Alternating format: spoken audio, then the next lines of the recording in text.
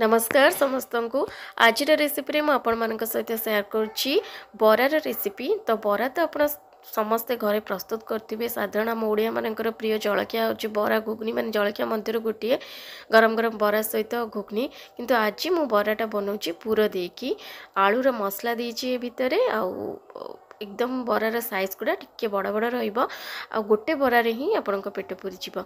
नमस्कार मु प्रीति मो चैनल प्रीतिश रेसिपी को आपन को अनेक अनेक स्वागत। आज रेसिपी हूँ आमर पूरा दिया मसला बरा। तेबे चलते स्टार्ट करबा आज रेसिपी। ए रेसिपी बनवाई मुझे प्राय 2 कप बिरी को मुझे भल भाव बतुरे रखी। तापर बिरी को आम ग्राइंडिंग करदे।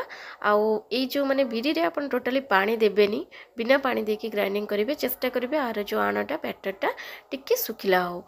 तो ये देखिपे बिरीटा आमर भल भाव बाटी हो। बिरीटा को ना आप जदि माने बरा आम जो बिरी बाटू से टिके हल्का टिके दरदरा रहिले किंतु खाइबापी भल लगी था। आप चाहिए चिकन करके बाटी पारे किंतु हल्का कि देखिपे टिके दरदरा रखी एकदम फाइन माने चकुली कले जमी पूरा एकदम चिकन करके बटा जाए सेमती से चिकन करनी टिके हल्का दरदरा रखी।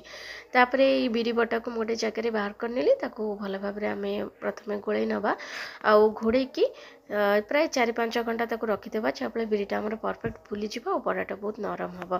तो ये जेहेतु टिके हल्का हल्का गरम पड़ा तो 3-4 घंटे भी भल भाव बिरीटा फुली। तापर ये चलतु आलूर मसलाटा रेडी करनवा। तो ये गोटे पैन में 2 चम्मच ये तेल देदेली। तेल हल्का टिके गरम हो सारापर ये मुझे देदे अदा और रसुण छेचा। आपड़ चाहिए बटा भी दे पारे। ता सहित टिके माने लगिज टिके नाक पानी ये मुझे देली। तापर या भल भाव गोल नवा ता सहित आम ए कि नॉर्मल बेसिक मसला ये आम ऐड करवा। ये मुझे अल्प टिके हलदी गुंड दे दूची, अल्प टिके लंका गुंड अल्प टिके दे दूची धनिया गुंड प्राय 1 टीस्पून लेखा मुझे माने व्यवहार करछि मसला गुडी को। तापर या भल भाव माने मिक्स करवा जिते पर्यंत तार गोटे माने कंचा स्मेलटा न जाइछि। तो ये देखिपे टिके मसलाटा टिके सुखा सुखा है गलानी। तापर ये मु प्राय 3टी मीडियम साइज आलू को सीझे देती ना टिके ग्रेट कर देती जहाँद्वारा किसी टेला रही पूरा देला बेले सुविधा हम। तापर मसला रे मु आलू को देकी भल भाव मिक्स कर नौची। तो मन रखिए माने पूराटा भी एकदम सुखा सुखा करेंगे, टिके भी पानी एथिरे देबेनी।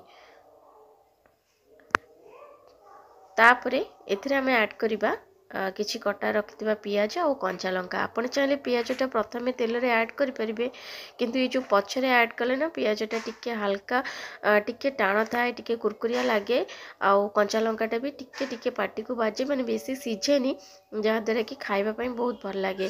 तापर लास्ट रे ना मु एठी गोटे माने teaspoon 1 table spoon 1/2 table spoon हम देदेली ये सांबर मसला। तो ये सांबर मसला जब आलू आप देवे ना बहुत बढ़िया बास्ना आसता है, बहुत भल लगी था।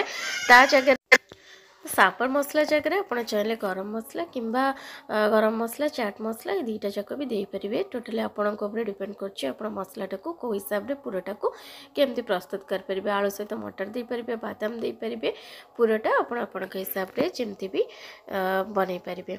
तापर ये बिरीटा देखो भल भाव परफेक्ट फुली जाइए। बर्तमान पुणी थे आम भल भाव गोलईदे। तो ये मुझे बिरीटार लुण दे नी से माने भल भाव तार माने स्वाद अनुसार लुण दे कि भल भाव ये गोले नेली। तापर ये आलूर जो पूराटा मुझे बनई तो पियाजटा देखिपे भल भाव सीझिनी, अधा अधा सीझी जहाँद्वारा कि ना पूराटा खाइला बेले बहुत बढ़िया लगी था। पियाज गोटे गोटे पाटे बाजिले खाया को भल लगे। तो पूराटा ये भल भाव ठंडा हो जाए एमती सेप्र मैंने गोल गोल करके हाथ में टिके हल्का कि दाबिकी रेडी करनवा पूरा दबारे सुविधा हम। यहीपरि भाव में मु प्राय 5टी माने 5टी पिठा माने सॉरी बरा ये पूराटा रेडी करछि। तो 5टी देखो आलूर टिक्की सेप्र बनी नेली। तापर आसतु ये पूरा देकी रेडी करवा। तो गोटे कदली पत्र नहीं कदली पत्र उपरे टिके पानी लगे दीची जहाँद्वारा कौन हम ना बराटा सहजरे आम बाहर जीव।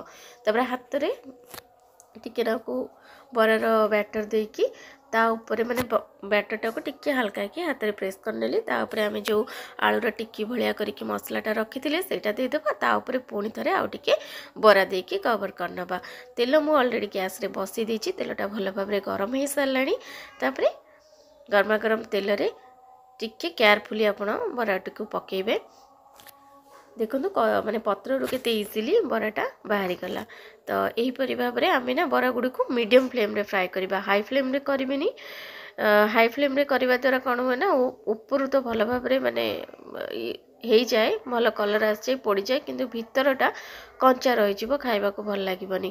मीडियम फ्लेम रे कले ऊपरटा भल क्रिस्पी हवा सहित भितरटा परफेक्टली सीझीज। तो यहीपरि भाव में आप मीडियम फ्लेम रे बरा गुड़ी को फ्राए करने भल भाव में टी क्रिस्पी है पर्यंत, भल गोटे कलर आसला पर्यंत। तो ये देखिपे बरा गुड़िक फुलिकी तार साइज केते बड़ बड़ हो गलानी, आउ माने कलर भी बहुत बढ़िया आसी। तो बस आम ये ही फ्राए करवा, बेस कड़ा करवानी। बरा गुड़ी को बर्तमान बाहर करनबा, आउ सेम प्रोसेस रे आम सब बरा गुड़ी को यहीपरि भाव में फ्राए करनबा। तो आज ये रेसिपी होची हमर पुर दिया मसला बरा। ये देखिपे सब बरा मुझे सेम प्रोसेस रे फ्राए करके रेडी करनेली। आपण भी ना यहीपरि भाव में पुर दिया मसला भरा घरे निश्चय थे ट्राए करेंगे। संध्या बेले चा सहित खावाई बहुत बढ़िया लगी था। आई बरा सहित कौन घुगनी कि तरकार दरकार पड़ेनी। तो आज रेसिपी आपको केमती लगे कमेंट से निजर मतामत मत निश्चय जनइबे। सहित मो चैनल को गोटे सब्सक्राइब करेंगे, लाइक करेंगे, कमेंट करेंगे और सांग सहित शेयर करने को भूलें। नमस्कार, जय जगन्नाथ।